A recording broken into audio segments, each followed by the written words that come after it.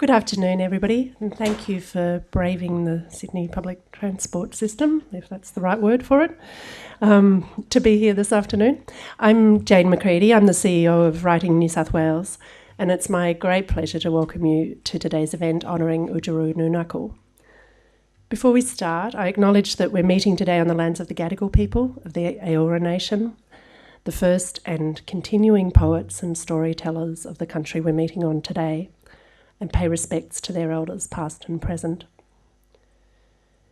Writing New South Wales established the annual Honouring Australian Writers series in 2014 to pay tribute to writers who've made an important contribution to our literary culture and helped to bring their work to a new generation of readers.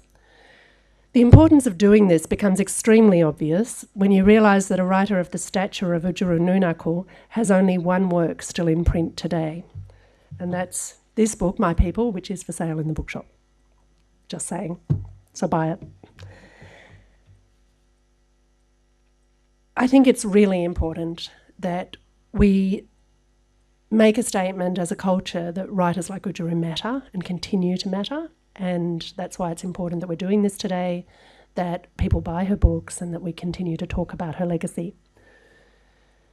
The Honouring Australian Writers series began with Thea Astley, moved on to Randolph Stowe, Henry Handel Richardson and Jessica Anderson. And this year we're really honoured to be focusing on Oodgeroo Noonuccal, writer and activist, and the first Indigenous poet to be published in Australia. We're very grateful to the Copyright Agency Cultural Fund for supporting this series of events and recognising the importance of it, and to the State Library, who've been our venue partners for the last 5 years. Today's event has been programmed by our program manager, Julia Salas, who unfortunately can't be here today because she's at the Edinburgh Festival. We feel very sorry for her. And she's been working closely with Peter Minter, who is going to be on the program, and Peter will be chairing the conversation today. Peter, of course, is a poet and scholar who teaches creative writing and Indigenous studies at the University of Sydney, and he was co-editor of the Macquarie Pen Anthology of Aboriginal Literature. But before he kicks off the conversation, we're going to hear from Oodgeroo herself, speaking in 1989 about her life and the origins and inspirations behind her writing. Thank you. I am of Aboriginal descent. I am classed as a poet. I was born on November the 3rd, 1920. I spent my childhood on Stradbroke Island. I am of the Noonuccal tribe of Stradbroke Island. I was a child who preferred to communicate with nature rather than my fellow man. I never made friends easily with my schoolmates. I preferred to be alone and spent much time investigating the beauty of nature. My love of nature and my constant communication with her gave me time to study the struggle man was enduring and why man was enduring the struggle. I realized that man had lost his balance with nature and wondered whether I could help him find that balance. In my own Aboriginal world, I lived by the balance of nature. I learned early to realize that man had substituted the balance of nature for material and commercialized gain. Man had found a new false god who, in his vanity, tried to outsmart nature and in so doing lost himself in the process. In studying nature, the exercise was to lead me to the written word, for I longed to communicate with my fellow man. I found myself searching for words to express my feelings. Even at school, I was lost. I was classed as a child with crazy ideas, not to be taken seriously. With my pen and paper, I withdrew to a world of my own. The world I found had tranquility, peace, tolerance, and understanding. In fact, all the emotions necessary for man to live in harmony with his fellow man. Through my poetry, I hope to enlighten or educate the lost man. It was inevitable that my poem should come plain and natural. Ever aware of nature, ever aware of the balance of all elements, I found myself a very lonely person. Even my schoolmates classed me as a rather odd, uncivilized, half-wild, born to be and stay, scrubgin to the end. It was firmly believed by Aborigines and non-Aborigines that I was a lost cause and that no matter how much the so-called superior white race did, they were wasting their time on me. My loneliness was, however, balanced by nature herself, who allowed me to enter her realm, and in so doing became my greatest teacher. She taught me the reason for rain, floods, storms, and why it was necessary to uproot the beautiful trees she had herself created. Why at times she could be peaceful, calm, and beautiful, and at times be angry and violent. She taught me much about the sea, taught me not to fear it, but at all times to respect it. I saw the sea at times as a mature woman, crooning to her children, and there were times when I saw her as a violent, angry, hungry woman, grasping at all and everything within her grasp. Nature, slowly but surely, drew me into her realm of understanding. In view of all this, it was inevitable that my poetry would be spiced with all the emotions of sorrow, pain, tolerance, love, peace, happiness, and hope.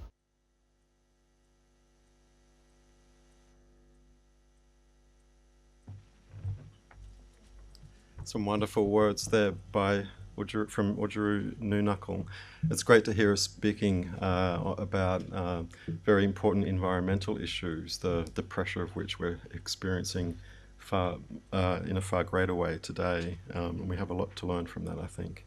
Welcome to this afternoon's event. It's a great honour and pleasure to be here, and thank you, Jane, for your very kind welcome to begin the afternoon session. It's great to see you all here. I also pay my respects to elders of the Gadigal people of the Eora Nation, elders past, present and future, and pay my respects to community. And also acknowledge as Jane pointed out, the richness of the stories and the poetry that are forever embedded within Gadigal country and Eora country, speaking to us right now beneath our feet.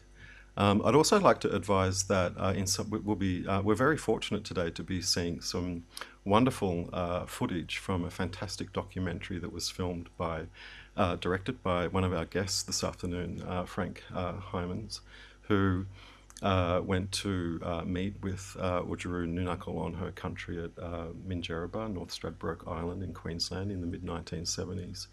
In those films, the footage that we show, of course, and this is especially for our Aboriginal and Torres Strait Islander guests here, you may see images of deceased Aboriginal and Torres Strait Islander people. So please be aware of that. And if you do feel that you might be affected by that, feel free to leave momentarily.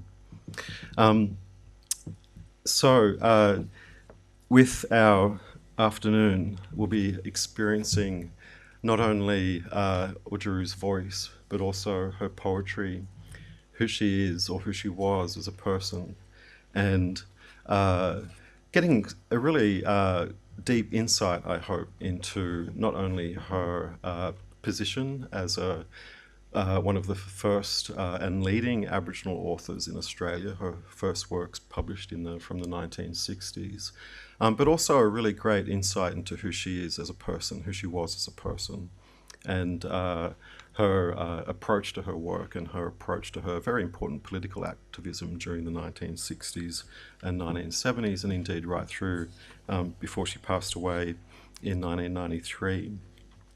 Our discussion will be led by myself and three other guests. Firstly, Brenda Sorters, who I'll briefly introduce, who is a Wiradjuri writer and artist living in Sydney. Brenda has won several awards and prizes for her work, and indeed in 2014 was awarded the Scanlon Prize and the Wallara Literary Prize for her collection Looking for Bullunbun. Brenda has published 3 collections of poetry, and her literary reviews and poetry appear very regularly in national journals. As I mentioned, we're also very honoured and pleased to be introducing Frank Heimans, who is a documentary filmmaker who produced the film Shadow Sister that we'll be seeing some of this afternoon. Frank is also an oral history producer and interviewer, and since the 1970s, Frank has recorded more than 1,000 oral history interviews and directed and produced over 50 television documentaries for his company, Cinetel Productions. Frank was the founding producer, writer and director and editor of Australian Biography, a series that was on SBS TV. You may have seen some of those, and produced the first 32 programs in this landmark series on iconic Australians. It's a great honour to have Frank with us here this afternoon to speak about the film clips that we'll be watching during the discussion. It's also a great honour to be introducing Evelyn Araluen, who is a poet, teacher and researcher working in Indigenous literatures at the University of Sydney. Evelyn has written poetry and criticism for a range of publications, including Overland and Southerly. And in 2017, only last year, Evelyn won the Nakata Brophy Award for Young Indigenous Writers, and this year won the Judith Wright Poetry Prize. Evelyn was born and raised on Darug lands of Western Sydney and also shares Bundjalung ancestry. Kath Oodgeroo Noonuccal, popularly known as we all know from her Christian and married name, Kath Walker, was an educator, a storyteller. Her name, Oodgeroo, which she began to use from the 1970s privately, but in a more formal sense began to use as her formal name from 1988, which she recovered and began to use in protest against the bicentennial celebrations of that year, including a protest that also included handing back her MBE. Oodgeroo means paperbark tree. Oodgeroo of the Noonuccal tribe of Minjerribah, which we also know as North Stradbroke Island. She was a poet, as we just heard, also a very influential environmentalist, and of course a leader, a very strong leader in the struggle for Aboriginal rights. Oodgeroo was educated at Dunwich State School on Minjerribah. She became a domestic servant at 13 and joined the army during the Second World War. In 1942, she married her childhood friend Bruce Walker. They had 2 sons, and in 1988, as I just said, Kath Walker, in protest against the bicentennial celebrations, readopted her tribal name formally as a symbol, I think, of her personal and Aboriginal pride in her culture. Oodgeroo was very politically active from very, very early on in the post-war period, from as early as the late 1940s. And I think it's important to note that the political activism that really emerged from the Aboriginal and Torres Strait political activism that really emerged in the early years after the Second World War really stood on the shoulders of some very important political activism that was going on in the pre-war decades, particularly organisations such as the Aborigines Progressive Association and others, led by people like William Ferguson, Jack Patton, Pearl Gibbs and others. After the post-war period, we begin to see a really strong national push for the recognition of Aboriginal civil rights, human rights and land rights, and Kath Walker at the time was very central to that push, and indeed became one of the most prominent Aboriginal voices particularly in the 1960s and the 1970s around land rights. She joined the Communist Party of Australia during that early time, which surprisingly enough was the only political party that was opposed to the White Australia policy. And from the early 1960s, she held very key positions in the Aboriginal civil rights movement, particularly as a founding member of and the Queensland State Secretary of an organisation called FCATSI, rather large acronym that means the Federal Council for the Advancement of Aborigines and Torres Strait Islanders. And as a result of being in that organisation and a leader of that organisation, Kath Walker also was a leader of the successful push for the 1967 referendum to change the constitution in support of Aboriginal affairs. Indeed, there's a story which may be apocryphal of Kath Walker being in the old Parliament House meeting with Robert Menzies during that time with a group of people from the organisation. And at the end of the meeting, Menzies had a tray of drinks arrive, probably sherry or something like that, and he handed a glass of this to Kath Walker, and she looked him in the eye and said, "Prime Minister, if you handed me that in Queensland, you'd be liable to prosecution. It's illegal to supply alcohol to Aboriginal people in Queensland." A little light probably went off in his eye at that moment. We Are Going, one of the most important books in Aboriginal literature. Kath Walker's first book of poetry, published in 1964 by Jacaranda Press in Brisbane, with the support, I should say, of Judith Wright, the very prominent Australian poet, who they were very good friends from this time. The first book of poetry, the first book by an Aboriginal author in the post-war period, the first book by an Aboriginal woman, and I think to date probably one of the most successful books of poetry ever published in Australian history. In its first 7 or 8 months, I think it went through about 6 or 7 print runs. And as was pointed out, unfortunately is not in print today. In the following years, after this very important book, Oodgeroo wrote numerous volumes of poetry, books for children, play, many essays and speeches, and books illustrated with her own artwork. She was also a very active visual artist. Her other books include, for instance, The Dawn is at Hand, published a couple of years after We Are Going in 1966. As you might detect from the two titles, the second book having a more positive and open approach to the changing atmosphere of the Aboriginal political affairs towards the late 1960s. She also published My People, a Kath Walker collection, in 1970, the current edition of which we have here. Stories from Stradbroke in 1972. Kath Walker in China in 1988. She was a guest of the CPA in China with others during obviously the Cold War period, when those kinds of interactions were very rare but also very important. She also published The Rainbow Serpent, a collection of literature and images, in 1988, and Australia's Unwritten History, More Legends of Our Land, in 1992, the year before she passed away. As well as China, Kath Walker was a very active traveller for Aboriginal literature, in advance of Aboriginal literature around the world, and representing Aboriginal writing and culture. For many years, and particularly from the early 1970s, as we'll see in the footage from Frank's film this afternoon, Oodgeroo returned to her traditional country, in a way stepping back from that very public political activism that I was speaking about a moment ago. Of course, she returned to it later, as we'll see. She lived at Moongalba, which in Noonuccal means sitting down place, on Minjerribah, where she established the Noonuccal Noogie Education and Cultural Centre, an education centre, particularly her focus being the education of children, both Aboriginal and Torres Strait Islander children and non-Indigenous children, about Aboriginal culture.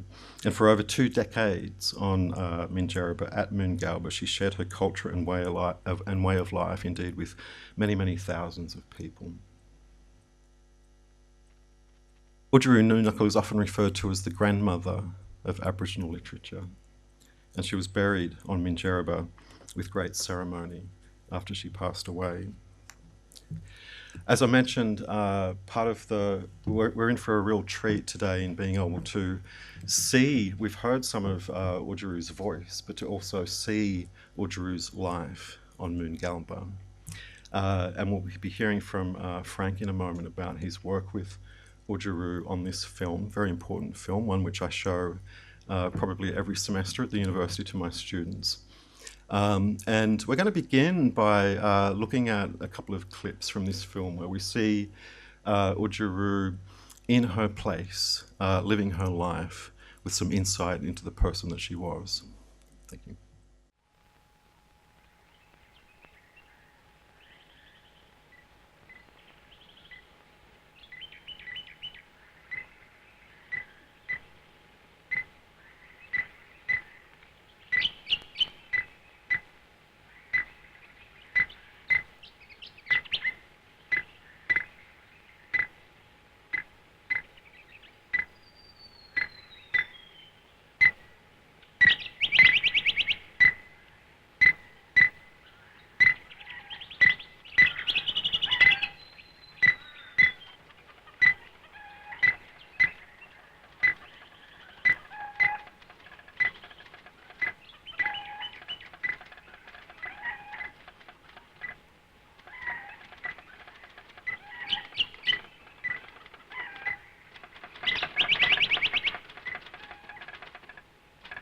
Holy men, you come to preach, poor black heathen. We will teach sense of sin and fear of hell, fear of God and boss as well.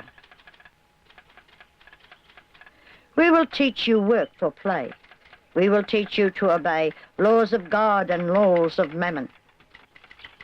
And we answered, no more gammon. If you have to teach the light, teach us first to read and write.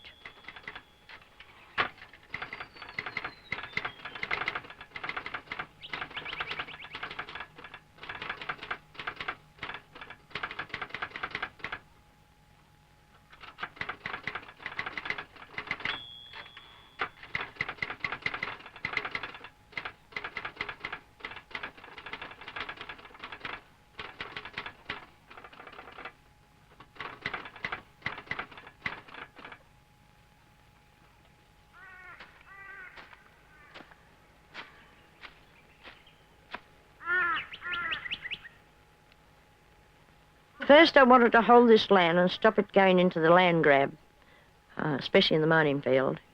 I didn't want the miners to be digging it up because it's of historical value here. This is where our people sat down. And this is the place they selected when the missionaries came in and said, you've got to stop your pagan ways of walkabout and sit in one place. And so they chose this place. My people choose their place as well. Here, we've been through 12 cyclones. Dunny's got really devastated. We never got touched. This is the safest place on the island.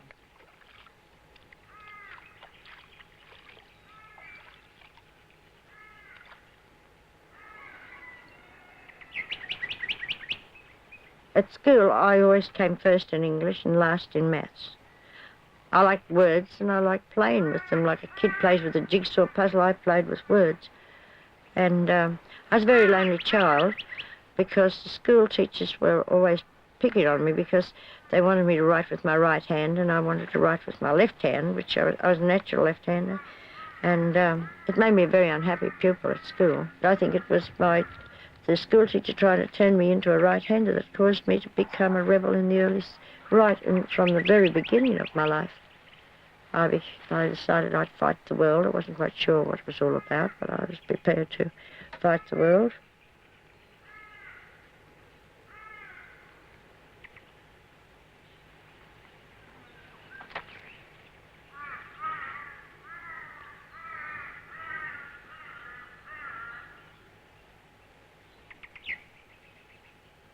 This land is not mine. It's been given to me for the term of my life, but without deeds. I'm trying to turn this into a sanctuary, of course, and there's quite a few birds and animals coming back to the land now. The birds and animals here, there is a communication that can be learned. I'm achieving this on Moongalba, that they want to communicate with me, and the communication is live and let live. They teach you so much, and there's a lot I have to learn from them. And, of course, this is the old way. This is the way the Aborigines kept their realm so balanced, was by learning from the animals and the birds.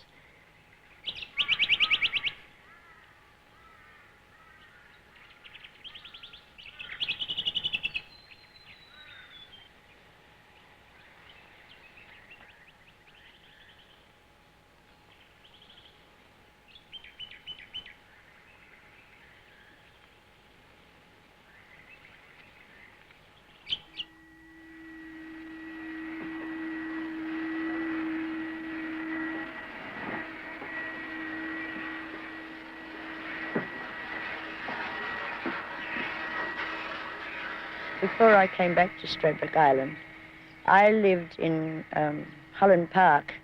I'd bought a house there. It was very interesting when I first went in there because it was all white suburbia. And the women next door, and all the time I was moving in, it took me about 3 days to move in, put up curtains and what have you. There were curtains pulled in all the houses, and they were all peeping at me, but they were doing it so blatantly that you couldn't help but see it. After I'd been there about a month, the woman next door said to me, called me to the fence and said, Mrs. Walker, do you know you're the talk of the street? I said, I had a fair idea I was. And she said, and people are asking me questions about you. And I said, oh, really? And she said, yes, they asked me, did I wash my clothes? And she said, and I was cross with them. I said, that woman not only washes her clothes regularly, but they're far whiter than any I've ever put out on the line. I let that one go. And then she said, and another question they asked me was, do you drink methylated spirits? And I just flared then. I lost my cool and said, look, if I'd have known that the people in the street drank methylated spirits, I would have had a housewarming and invited them in, and I would have been glad to buy them the methylated spirits. And she said, don't talk about us like that. We don't drink methylated spirits. So I wasn't very popular in the street, I'm afraid.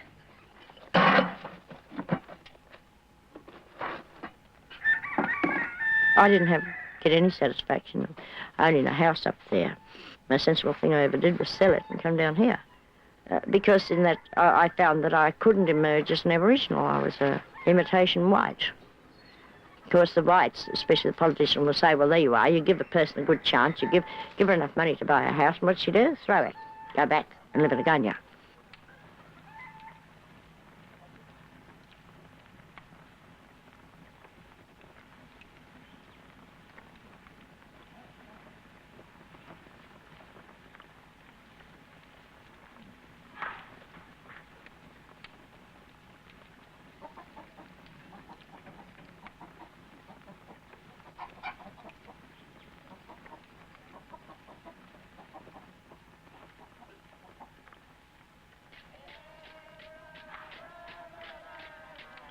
Minjerribah was a giant in the sun, his green back coated with cypress and gum, belly bloated with rich grains of sand, eyes brimming with water so cool, he stretched for miles in the sun, and Pacific on the east, Noonuccal on the west, bathed this giant in the sun. But Minjerribah's back is now broken. Men came and tore out his guts, stole his rich grains of sand, stripped his cloak of cypress and gum, drained water from his ageless eyes, and weakened this giant in the sun. Oh man, with your machinery and science, your greed and callous disregard, when your savage looting and lying is done, will the gods in the future, if future there is, spare you your place in the sun?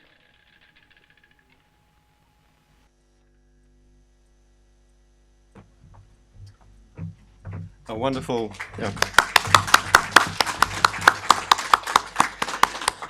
a wonderful insight into the world of Oodgeroo and hearing from Oodgeroo herself. It's an extraordinary film, a documentary, and I urge you to, if there's copies in many libraries, including the University of Sydney Library, go and see the whole thing if you can. In lieu of that, we're very fortunate to have the director of the film with us here this afternoon, Frank Heimans, and please join me in welcoming Frank.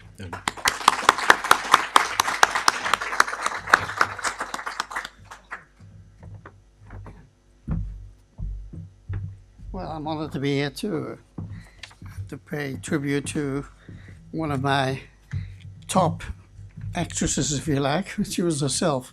She didn't act. Kath Walker. I first came across her work as a 20-year-old when I read her first book of poetry, We Are Going, and I immediately was taken by the poems. They were hard-hitting about oppressed and persecuted people, and I could relate to that, being of a persecuted people myself, a child of Holocaust survivors, actually born in the Second World War.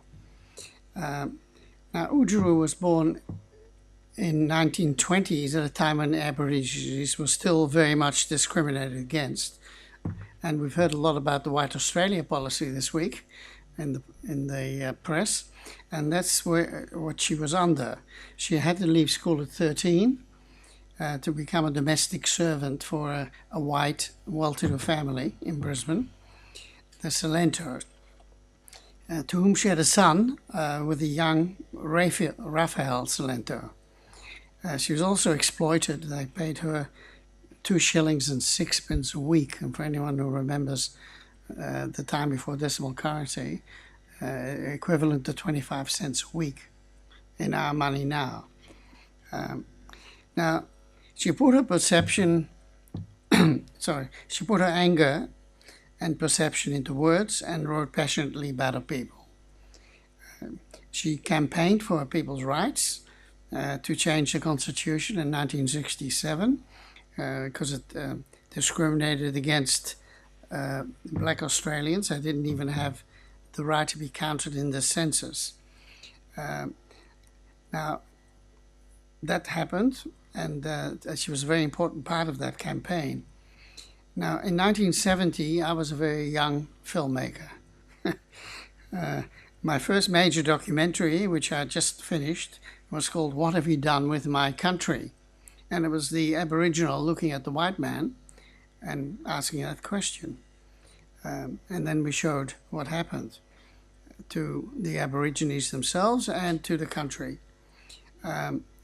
Now, I'd used two of Kath Walker's poems in that film to illustrate the plight of Aboriginal Australians. And so I got hooked on the poetry. I wanted to use it again. And in 1975, I wanted to make a biographical film about Kath Walker. There hadn't been one made yet. So I finally got the Australian Film Commission to put an investment into it, and they paid for some of the production costs. And the name of the film, Shadow Sister, came from a poem that Judith Wright wrote to Kath, my shadow sister. And so we invited Judith Wright to the island, and we filmed them together, two little ladies with very strong characters. That was an amazing experience. They were so different from different backgrounds. One was the privileged white daughter of a squatting family, and the other one was an Aboriginal. So now there was no formal script for this film, funny enough. I had a script in mind, but Kath changed my ideas all the time. She just wanted to do what she wanted to do. So I let her go, let her run, and that's how the film came to be. No script, no thinking about it too much, just let things happen. That was the way films were made in the 70s too, I think. It all fell into place naturally, not too much preparation. And the sequences that are in the film basically are what we found.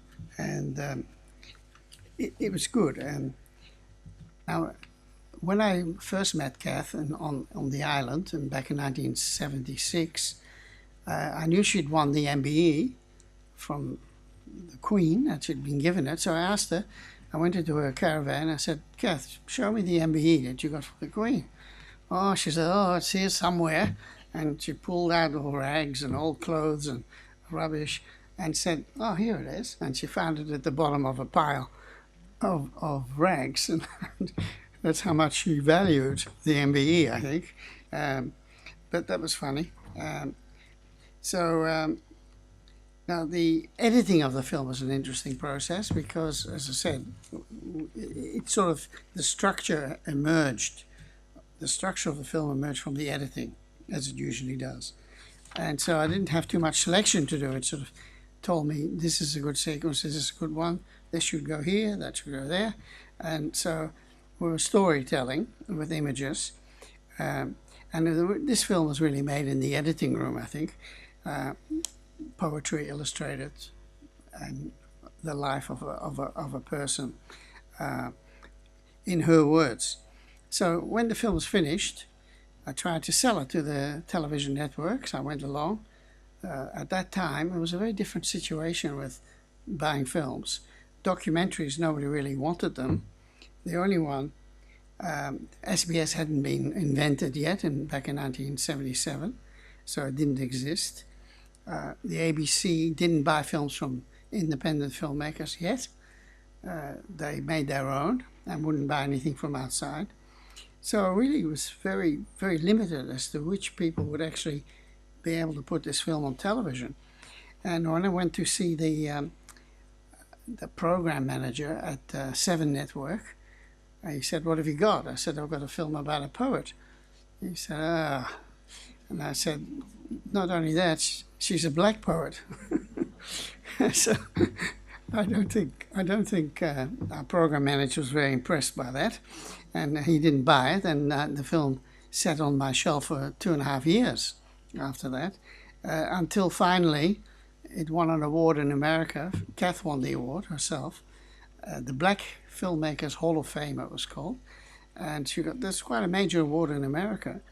And when it became known in Australia that in a film about a black poet had won an award, the program manager from Channel 7 rang me again and said, can I have another look at the film? And he bought it. So it went on the 7 network. This is a common story with filmmakers, incidentally, that you make a film, you slave your guts out finding the money, making it, editing it, and then not being able to sell it. But this one was sold, thank God. It took a while.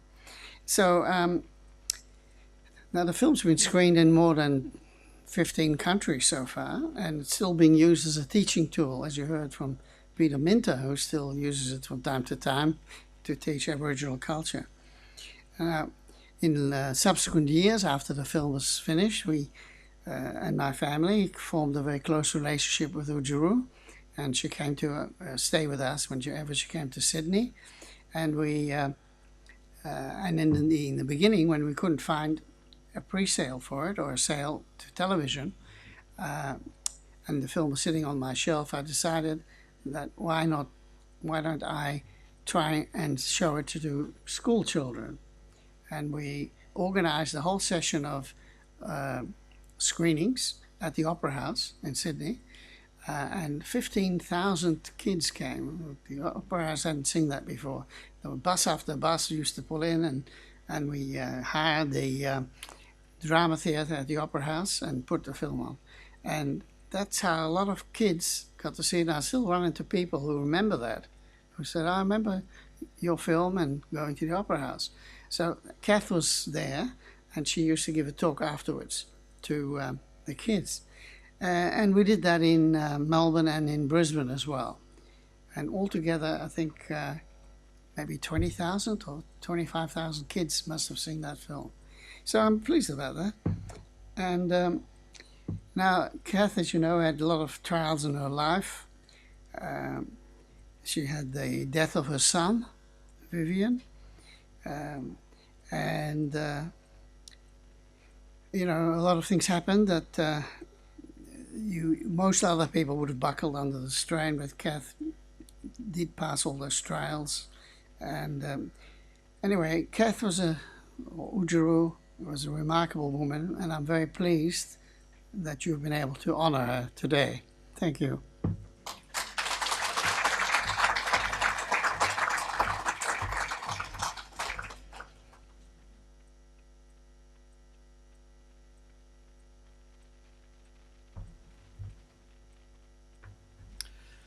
Thank you, Frank. It's been a great pleasure to have you here today and to hear a little bit about your experience of making this documentary. We're about to have a little bit more of an insight into Kath Walker's now, so if we could please. Yes, sir. Are you related to Truganini? Truganini? Truganini. Truganini. You call her Truganini. Her name is Truganana, correct name. And this is the Tasmanian, the last of the Tasmanian Aborigines. Yes. Darling, she was living 200 years ago, and I was not part of the Truganini people. The people from Tasmania were the little ones who came in before us. As a matter of fact, they were the first Australians in this country. We were the second. Lanny was the last of the men of the Tasmanian Aborigines left. He died before Truganana. And before his body was cold, well, they were just putting him in the morgue. The scientists, the so-called Christian scientists, the doctors, one doctor went in, severed his hands and his head from his body as a souvenir of the last of the race, and made a pouch out of a lower part of his body. They made a pouch of it.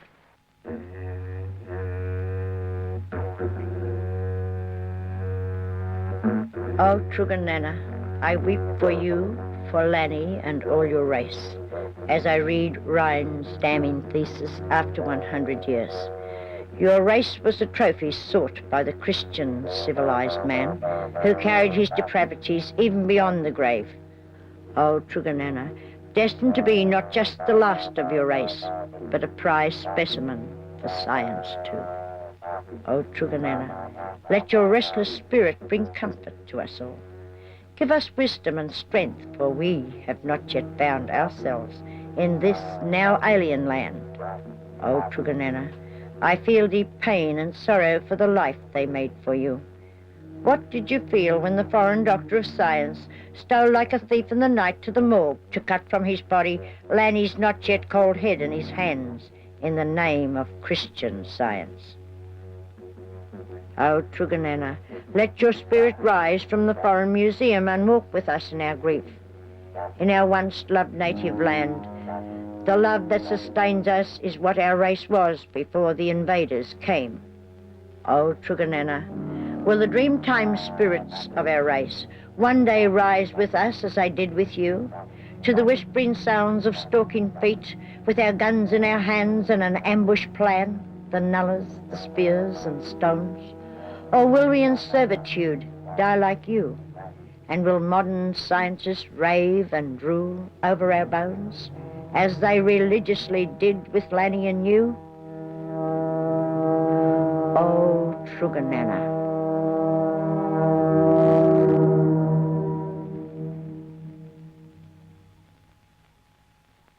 I have a tongue that whiplashes the present generation of the Australian white, which is a bit unfair, really, because we can't hold them responsible for what happened 200 years ago. But I'm fair to the extent that I say I won't hold you responsible for the past, but I will hold you responsible for the present and the future, because that is the white man's responsibility as well as mine.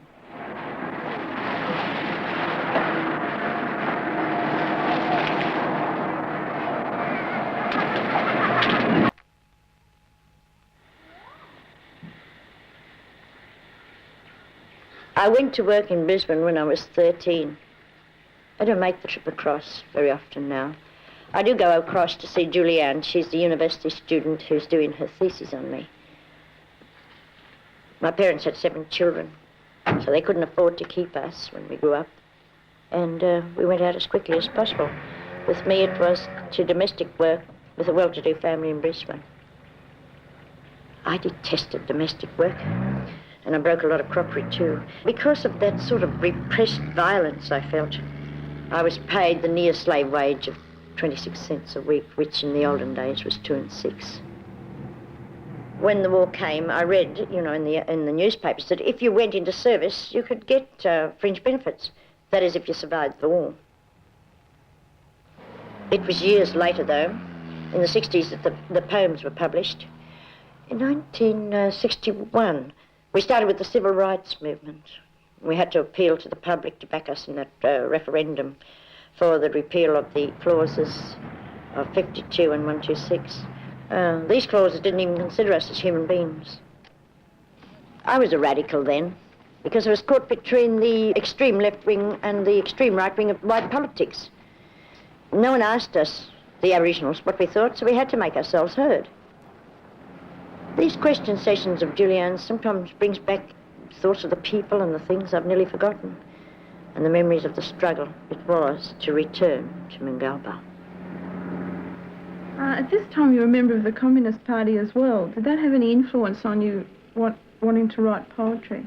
Well, the Communist Party had a great influence on me in one respect. It was because they were the only party that didn't have the white Australian platform. I could have joined any other political party in Australia because they all had the white Australian policy platform. Even the Labor Party had it. I wasn't there very long because I found that the Communist Party wanted to write my speeches for me, wanted to tell me what to say and what to do. I even had interviews, pretty harsh interviews, on radio, where the questions went something like this. Well, Mrs. Walker, in 1946, you were a member of the Communist Party, and I would counteract it by saying, yes, at the same time I was a secretary of the Women's Christian Temperance Union. And then they would jump to another field. Then they'd say, but you were divorced. You you were divorced by your husband. And I'd say, no, I divorced my husband. And they'd say, would you like to talk about that? And I'd say, no. It's the equivalent of asking me how often I have sex and how often I change my underclothing, and I will not talk about it. And so, you know, this was the type of thing that came out all the time. There was this attempt to make me feel as though I was doing the wrong thing. There was this fear that this woman might have a message that might be taken notice of. And when this failed, then the story went around that a well-known communist, white, was writing my poems, that I was incapable of doing it. Then when they discovered that Kath Walker was writing her own poems, then the story went out, well, the reason why she writes such good poetry is because she's not a full-blood, you know, she's got white blood in her.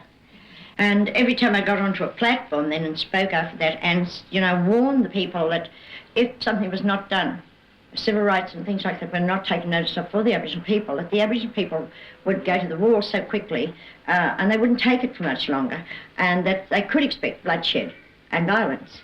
And then the stories would go out, oh, well, Kath Walker is enticing bloodshed and violence, and what can you expect, you know, Aboriginals, she's an Aboriginal, and that's why she does it.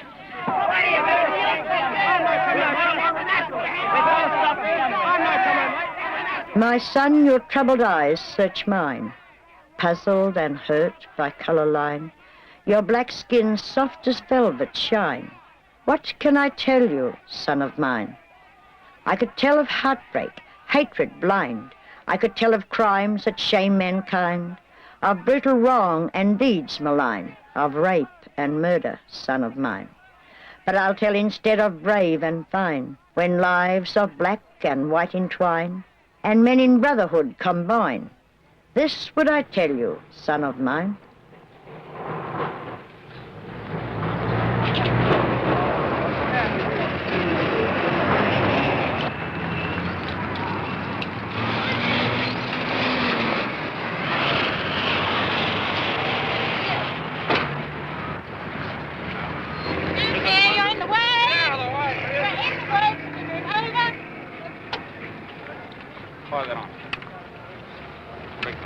Is the rifle loaded, Dennis? No.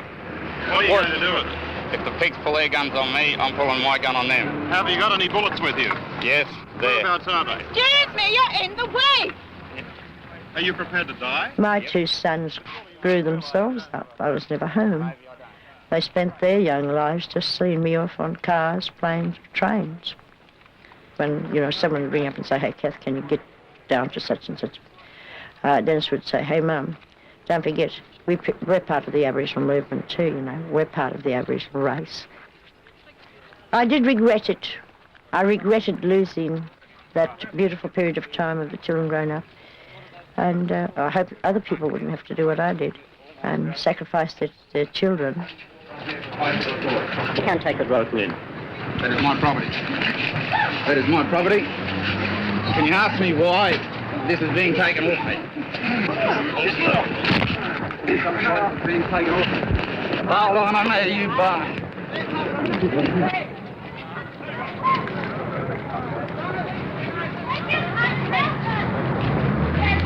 Pick off me! Pick off me! Buddy, yes! I have not been tried! I haven't been tried! I haven't been tried!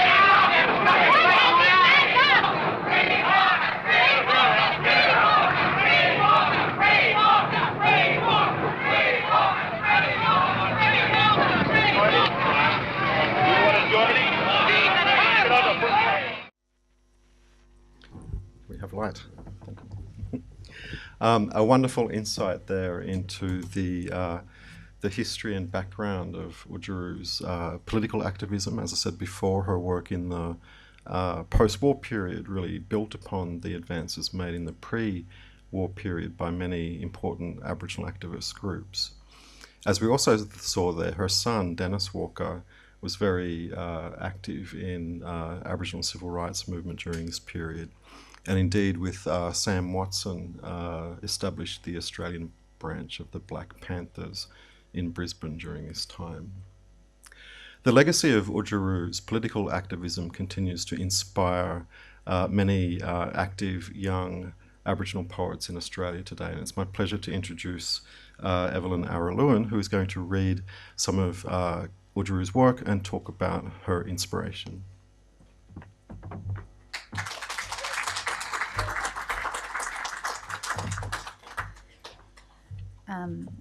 Thank you, Peter, and I would also just like to take the opportunity to pay my respects to the Cadigal people of the Eora Nation upon whose land we meet today. I'd like to honour their ongoing custodianship of country and remember that we must walk carefully and walk gently on Cadigal country today. I'd like to read you a poem from the collection My People, which, as you've been informed, you can actually purchase outside, and I would recommend that you do. It was originally dedicated to the Brisbane Aboriginal and Islander Council for their policy of self-determination.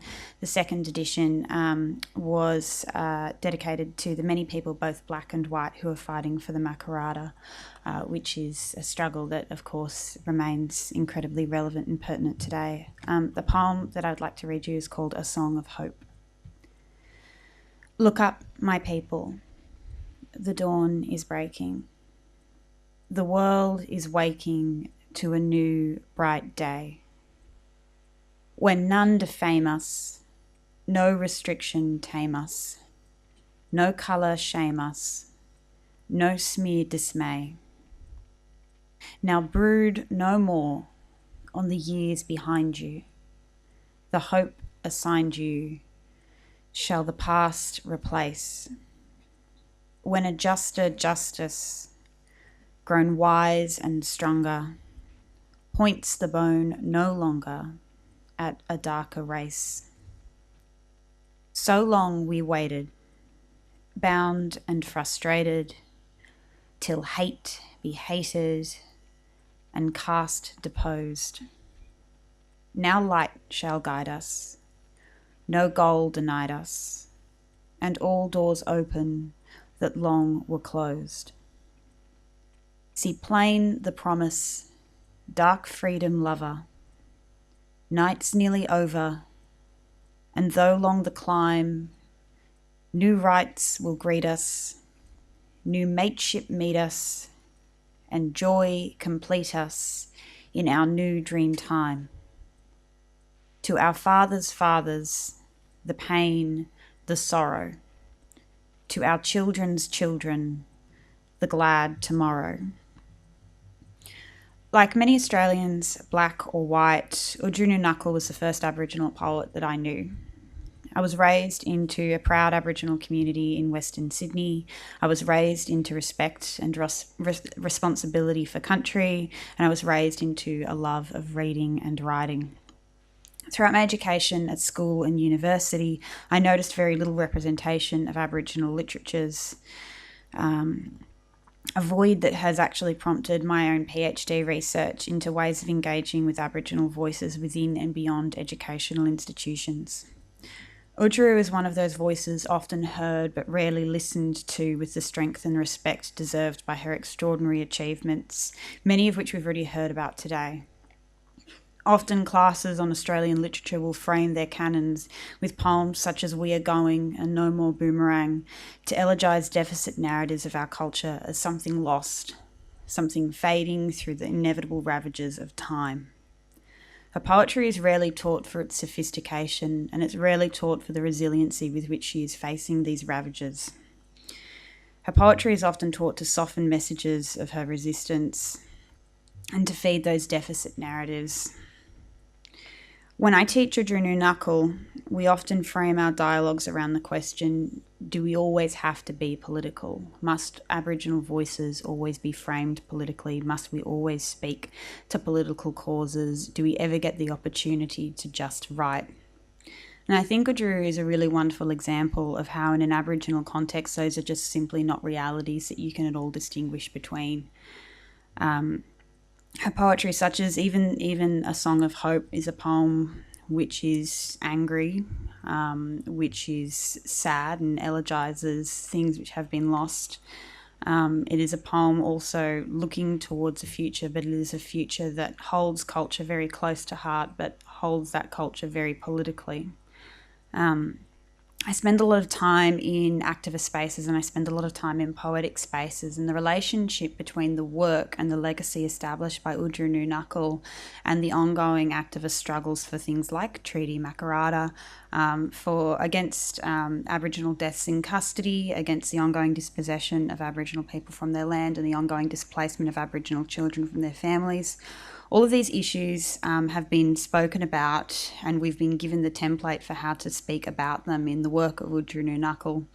But she's also provided us with language, with rhythms, with voices for which we can be writing new works to address these ongoing violences against Aboriginal people. It's a really wonderful thing to see a legacy of 50 years of poetic influence emerging actually on this very street outside the New South Wales Parliament, where contemporary poets such as Lorna Munro or Elizabeth Jarrett are writing and speaking out against the violence against Aboriginal people today. Often the kind of work that Oodgeroo's voice is known so well for, and the kind of work that she has influenced amongst Aboriginal people struggling for the recognition of our rights and our sovereignty, is treated as simplistic. This idea of being angry, the idea of protesting, is often aligned with notions about easy language, aggressive language, something which can be repeated and remembered as a slogan, but something which inherently lacks a literary quality. This is an idea that many Aboriginal writers still face today, and you can chart this back over a 50-year history, reading the reviews and reading responses to these enormously popular and widely distributed collections, which are just assumed to be a bit childish, a bit popular in all of the negative connotations. Indigenous North American poet Billy Ray Belcourt has recently written on this particular phenomenon. He says that the meta-claim is that underneath this line of inquiry, the assumption of simplicity in Aboriginal narratives is what we might call a racial fatalism. In other words, it is as if Indigenous peoples are so bogged down from history, by bodies that emerge from that history, that we can only write in a way that is plain, that is sparse, that is simple. It's an interpretive strategy that seeks to empower a humanity narrative that is in fact a trapdoor, worthless in the fight against the cannibalistic genre of the human inaugurated in the laboratories of the New World. Simple is not something that Aboriginal people get to be, and Aboriginal people are not allowed to have lives which are simple or which are unpolitical. And so when we talk about Oodgeroo Noonuccal today, we have to remember that the context and the problems that she was fighting against are still with us, and that the inheritors of her poetic tradition are also the inheritors of the injustice which continues to be perpetuated against Aboriginal people, Aboriginal culture. So I think very fondly of this poem, A Song of Hope, that I just read, and I think very fondly of the strength and the hope that she intends to inspire amongst the children's of the glad tomorrow. It's certainly true that while her writing is seen as deficit by some who wish to endorse a narrative that Aboriginal people are losing our culture, it is true that with her words we have been able to imagine much greater and much stronger tomorrows than we would have without her. Thank you.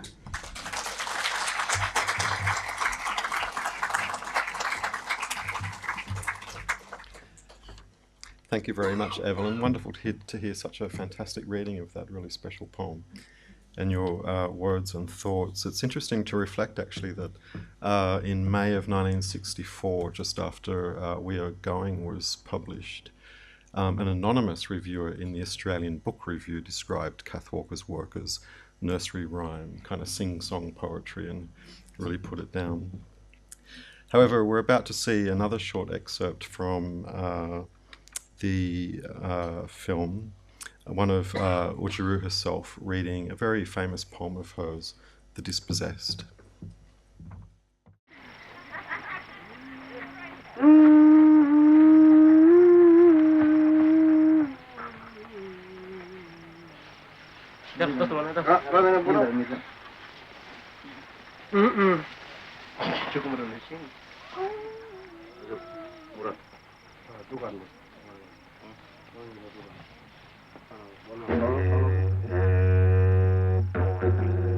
Peace was yours, Australian man, with tribal laws you made, till white colonials stole your peace with rape and murder raid.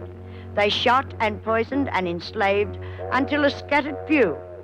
Only a remnant now remain, and the heart dies in you.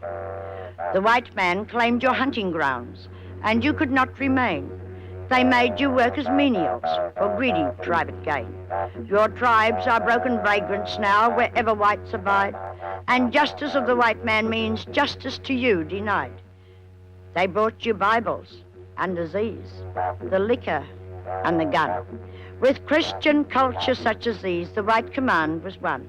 Dying race you linger on, degraded and oppressed. Outcasts in your own native land, you are the dispossessed.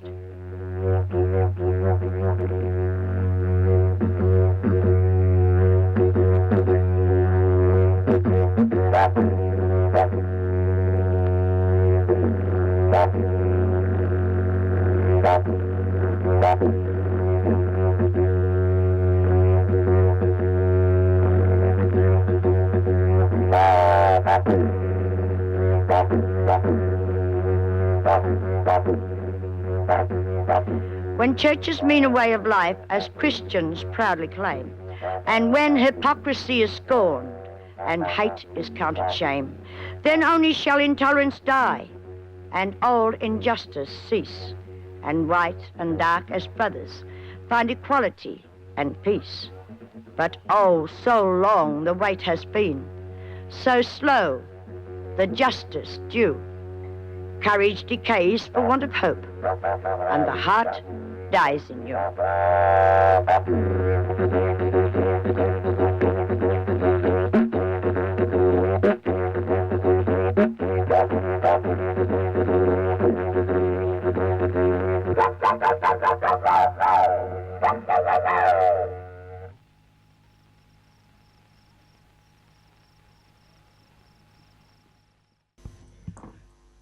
Thank you. A wonderful moment. Thank you, Frank, for being there to film that. A fantastic reading by Oodgeroo, one of her most central works. It's a great honour and pleasure to be now introducing Brenda Saunders. Of course, Oodgeroo's work is not only important and influential today, but has had a lasting and very deep impact on Aboriginal literature for many decades. And we're very honoured to have Brenda here, who has been central to the Sydney and New South Wales and Australian Aboriginal literature community for many years. Thank you. Please welcome Brenda.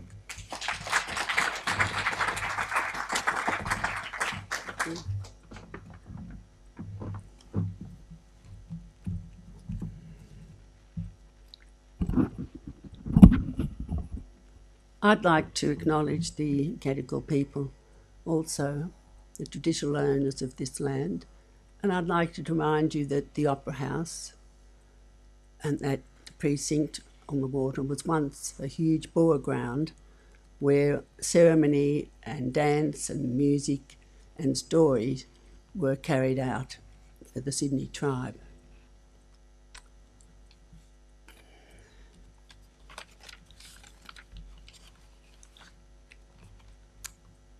I was very fortunate to find this book in a second-hand bookshop many years ago, and I'm going to read a few poems from that book. In the foreword to the book, I better put my glasses on, might help. In the foreword to that second book, The Dawn is at Hand, the poet states that she was advised to write with less fearless passion, as many of her poems were somewhat angry and bitter, suggesting she keep the propaganda-like stuff to her campaign addresses, as they may offend what she calls nice people. I'm glad to see she ignored such advice. Another critic felt each poem hit him like a fist. I'm going to read extracts, some humorous others reflective, but they all have a punch. No More Boomerang is probably the most well-known of her poems. No more boomerang, no more spear, now all civilised, calabar and beer. No more corroboree, gay dance and din, now we got movies, pay to go in. No more sharing what the hunter brings, now we work for money and pay it back for things. Now we track bosses to catch a few bob, now we go for walkabout, on bus to the job. Lay down the stone axe, take up the steel, and work like a nigger for the white man's meal. No more fire stick that made the white scoff, now all electric and no better off. Blake hunted wallaby, white hunt dollar, white fella witch doctor wear dog collar. No more message stick, lubers and lads, got television now, mostly ads. Lay down the woomera, lay down the waddy, now we got atom bomb, end everybody. Next poem is Municipal Gum. Gum tree in our city street, hard bitumen around your feet. Rather you should be in the cool wind, leafy forest halls and wide bird calls. Here you seem to me like that poor cart horse, castrated, broken, a thing wronged, strapped and buckled, its hell prolonged, whose hung head and listless mien express its hopelessness. Municipal Gum, it is dolorous to see you thus, set in your black grass of bitumen. O fellow citizen, what have they done to us? Song. Life is ours in vain, lacking love, which never counts the loss or gain. But remember, ever, love is linked with pain. Light and sister shade shape each mortal morrow. Seek not to evade love's companion, sorrow. And be not dismayed, grief is not in vain, it is our completeness. If the fates ordain love to bring life sweetness, welcome too is pain. And the last poem is from the title of the book, The Dawn is at Hand. Dark brothers, first Australian race, soon you will take your rightful place in the brotherhood long waited for. Fringe dwellers no more. Saw the tears you shed when hope seemed folly and justice dead. Was the long night weary? Look up, dark band, the dawn is at hand. Go forward proudly and unafraid to your birthright, all too long delayed. For soon now the shame of the past will be over at last. You will be welcomed, mateship-wise, in industry and enterprise. No profession will bar the door. Fringe dwellers no more. Sharing the same equality in college and university, all ambitions of hand or brain, yours to attain. For ban and bias will soon be gone, the future beckons you bravely on, to art and letters and nation law. Fringe dwellers no more. In this last poem, The Dawn is at Hand, the poet writes with a fierce optimism for future change. It's certainly taken decades for any of these things to happen, and we're still waiting. In the generations that followed, there have been forceful Aboriginal women's voices stepping up and speaking out. Two powerful women, both from the Stradbroke Island, would take hold of the fearless message stick she passed on to them. Lisa Belair was studying and teaching in Brisbane in the 80s and 90s. She writes as a Noonuccal woman who was removed from her family under the Stolen Generations policy. Writing in the first person, her voice is often full of rage, sarcasm and humour. I'll just read a short extract from Sold Out. That's SOULED. Only $200. Ladies, gents, and you could become an Aborigine for 2 whole days. Hey lady, what's the matter? Haven't you seen one before? Come and experience the lifestyle and mystical spirituality that is quintessential to the life and existence of a traditional Aborigine. Writing almost 2 decades later, Romaine Morton, a Goanpur woman also from Stradbroke Island, is a well-known teacher and spoken word artist. She is always provocative, driving her message in a dramatic monologue. And I'll just quote from I Shall Surprise You by My Will. I shall surprise you as I wait cross-legged, wait to surprise you by my will. For I shall stumble from houses of education, and I shall stumble from institutions of reform. I shall stumble over rocks, over men, over women, and over children, and surprise you by my will. I shall stumble over poverty, over politics, and over prejudice.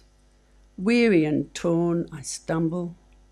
Then bleary and worn, I shall rise from this place where I wait cross-legged, wait and surprise you by my will. I'm sure Oodgeroo Noonuccal would also be happy to see the growing number of Aboriginal women writing poetry today. Some are studying successfully at universities. Poets such as Ali Cobby Eckermann, Yvette Holt, Nicola Harkin, Elizabeth Hodgson, and our own Evelyn here. Writing from the heart, they continue to hold the light to past wrongs and the challenges facing Aboriginal people today. Thank you.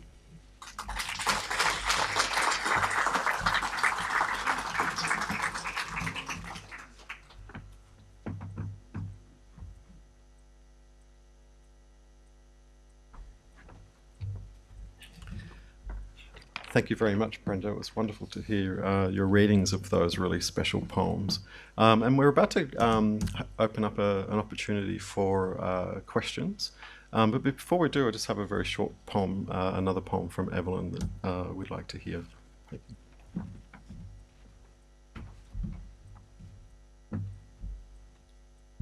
So the last poem that I'm going to read, I think fits in really nicely with what Ani's just been reading.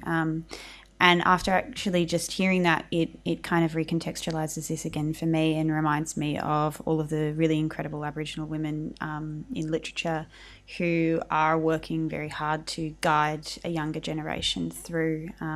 So this is a poem called The Past, and I think of it very fondly with the idea of just imagining Oodgeroo sitting down and, you know, sitting at peace. Let no one say the past is dead. The past is all about us and within. Haunted by tribal memories, I know this little now, this accidental present, is not the all of me, whose long making is so much of the past. Tonight, here in suburbia, as I sit in easy chair before electric heater, warmed by the red glow, I fall into dream. I am away, at the campfire in the bush, among my own people, sitting on the ground, no walls about me, the stars over me, the tall surrounding trees that stir in the wind, making their own music. Soft cries of the night coming to us. There where we are one with all nature's old lives, known and unknown, in scenes where we belong but have now forsaken. Deep chair and electric radiator are but since yesterday. But 1,000 campfires in the forest are in my blood. Let no one tell me the past is wholly gone. Now is so small a part of time, so small a part of all the race years that have moulded me. Thank you.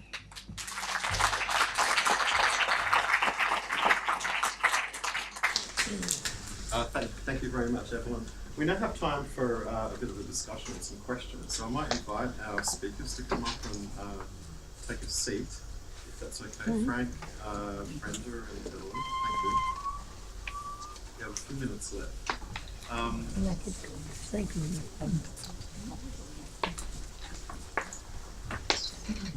Would anyone like to jump in with a question for any of our guests this afternoon?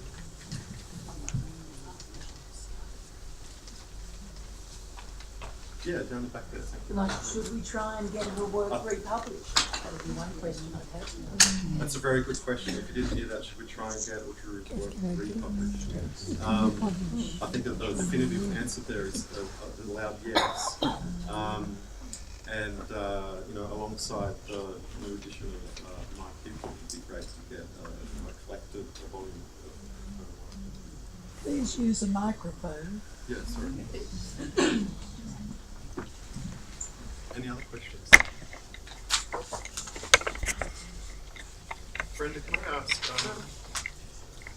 Brenda, can I ask, where did you first come across Oodgeroo's work? Was it in a political sphere or more in a literary space? I think I found this book in a second-hand bookshop. I found this book. Yes, I found this book in the would have been in the 70s or 80s. Yes, and then I didn't know anything about her before that. So because in the world I wasn't at university or anything in those days, so I didn't. Mind you, there you probably wouldn't have heard anything about her either. But it wasn't till when I became an activist in Sydney with the National Aboriginal History and Heritage Council. I was the secretary for about 6 years, and I became very interested in literature and Aboriginal politics. It's a bit exhausting. I had to stop as I got older. It was all a bit too much rallying and marching and so on. But she certainly inspired me when I started writing poetry about 10 years ago. I wonder actually whether Kath Walker's moving back to her traditional country on Minjerribah may also evidence her own exhaustion from having spent over 2 decades right at the front line of political activism. Yes. Frank, was that a sense that you had being there at her home, that she was far happier teaching lots of kids about culture rather than being out there on the front line for a period? Yes, as she used to say, I'm fed up talking to constipated whites. And she said, my only hope is to teach the children so that they don't get the same mindset. So she was frustrated by all this, the racism that still existed, and it was very strong in the 70s. Yeah, I got that feeling. May I ask, is this being taped? Is this being taped? Yes, it is. Yeah. Well, if it is, would you send a tape to the turncoat and his offside of leading the opposition? I don't know how we'd make them listen to it. We'll do our best to make them aware of it. Yeah, good idea.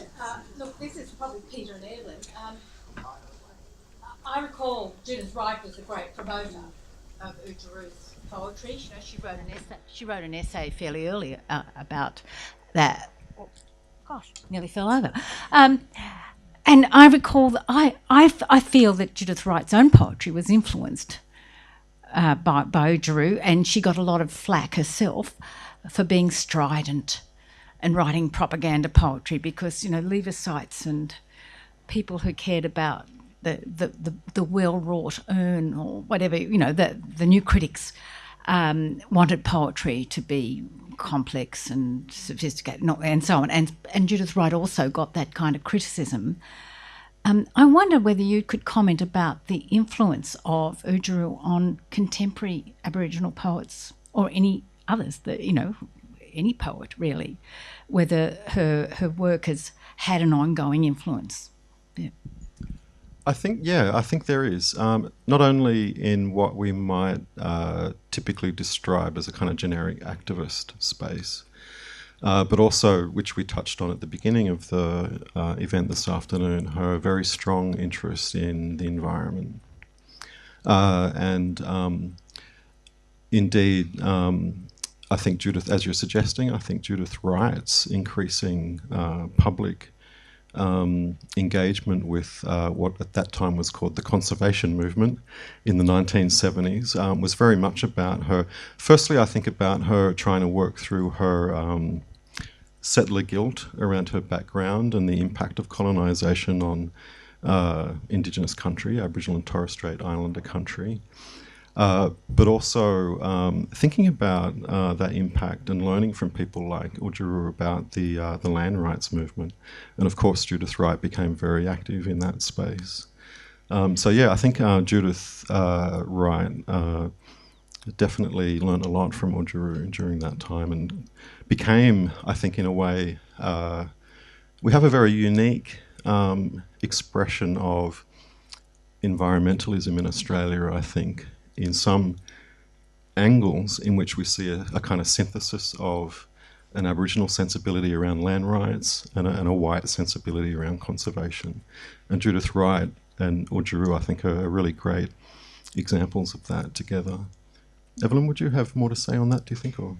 I mean, I everything that you've just said there, I suppose my response to that question is that I don't believe that she's had a sufficient influence over Australian poetics. I believe that there's a lot more that could be learnt, not necessarily in terms of form, which is something that that's a question that I think is really important to be having in activist spaces, in particular, in regards to what poetic forms have the best function in those kinds of discourses. And I think that in terms of other conversations around radical poetics and experimental poetics, Oodgeroo is often excluded from that because I believe of this sort of perception that people have of the nursery rhyme of form, which is, it's a ridiculous remark that we hear, but to be honest, it still is, that kind of attitude and perception is still perpetuated in a lot of the literary discourses that we have today. It might not necessarily be as explicit, but it is an implication that we still do bear. So I think that there's a lot that can be learned there from the experimentation and the radicalism of the voice that she was presenting in the 60s, and that's not necessarily something which is appropriately acknowledged. And without actually understanding her work in the fullness of its context, I think we are really underestimating the sophistication of that writing and the radicalism of that writing, and we do have a lot to learn from that poetically. But as Peter was just saying, there's so much to learn there from her encounters with the environment, and how, as a teacher, she sort of triangulated resistance, cultural preservation, and poetry. There's a lot that we can be taking from that that we haven't really quite come to terms with in Australian literature, I don't think.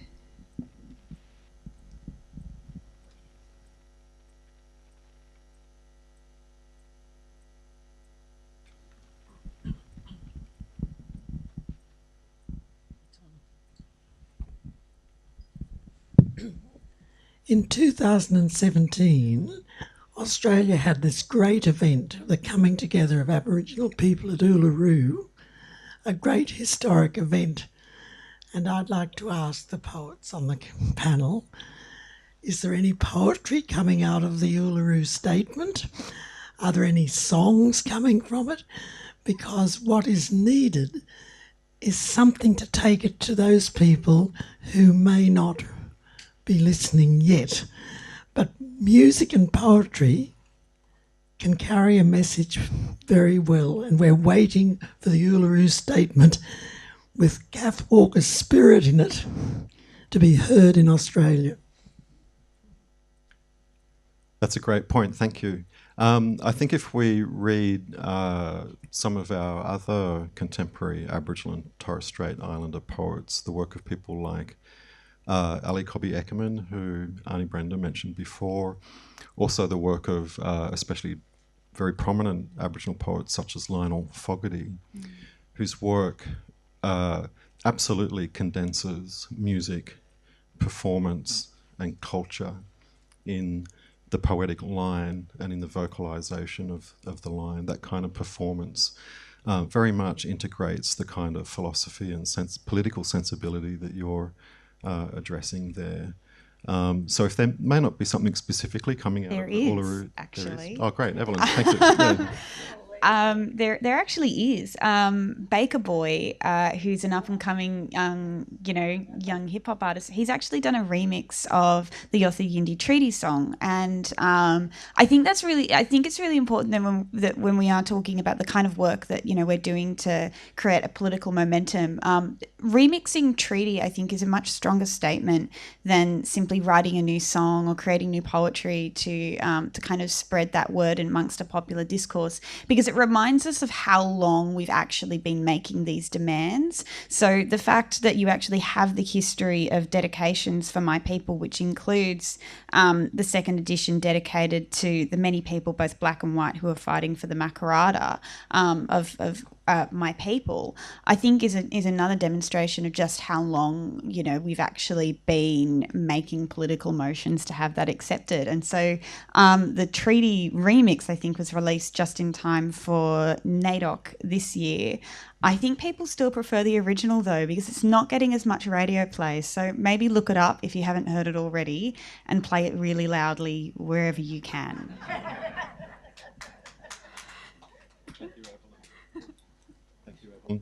I notice we're almost out of time, but I would like to ask Frank, if you don't mind. We've been hearing a lot about Oodgeroo's political focus, and you spent a lot of time with Oodgeroo over the years, Frank. She must have been fantastic company with a great sense of humour, I imagine. Yeah, she never disappointed. She never disappointed. She was always very smart, and her wit and her cynicism didn't get to the point where she couldn't express herself anymore, or she was bitter. She always had that a little bit of hope in her answers, that even all the things that happened to her people, she would not be disparaging or judgeful about all that. She always believed in the goodness of man, I think. All people, yeah. Yeah. Thanks very much. Sorry, I keep using the mic. Thanks very much, Frank. On that note, actually, we have a final clip from the film Shadow Sister that Frank directed, one that very much underlines the sensibility that you were just describing. So thank you very much. Thank you. you. We might watch this for a moment. Is mankind itself, and perhaps the men in my life just didn't like the competition. I don't know what it is, or perhaps I'm just being too hard to live with.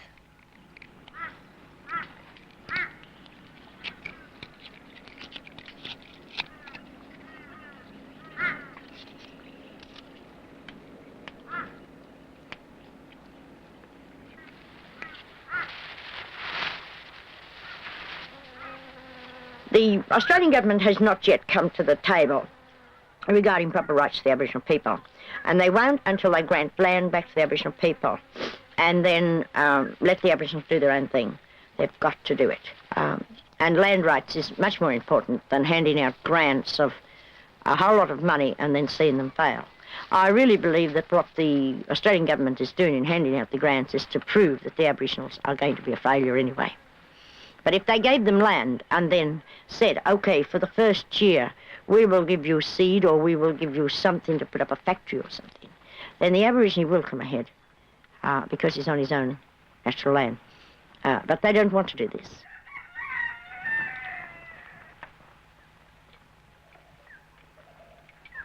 I have lost any incentive of ever doing what I thought I would do, and that is to put up an art gallery, museum and a library because of government apathy. And the best I can hope for now, and it's a good thing perhaps, is to have children come here and to teach them about conservation, culture of all races, talk to them about poetry, English, or whatever they want to talk to me about, in the hope that they will grow up and make a better place for themselves and for their fellow man and make a better place for Australia.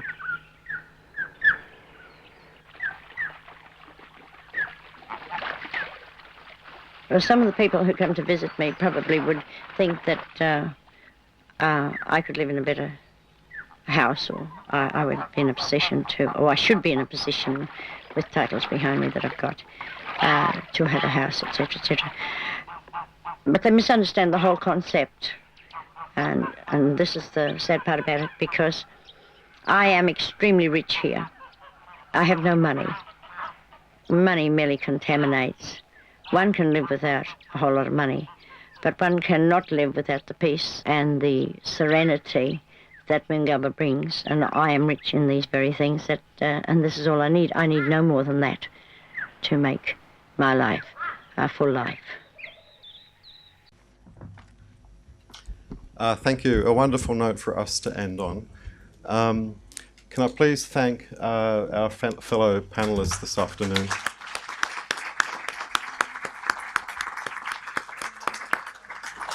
Brenda Saunders, Frank Heimans and Evelyn Araluen, thank you for being here.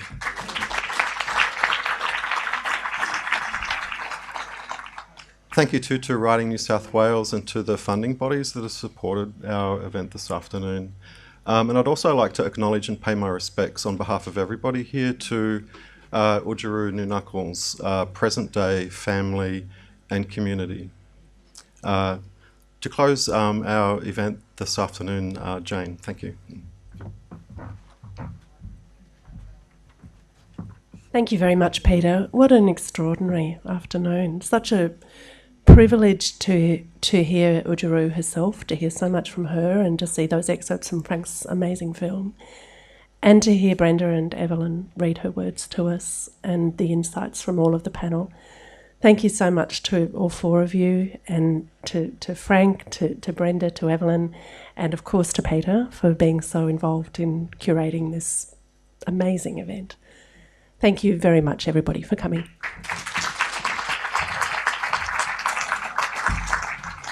And buy the book.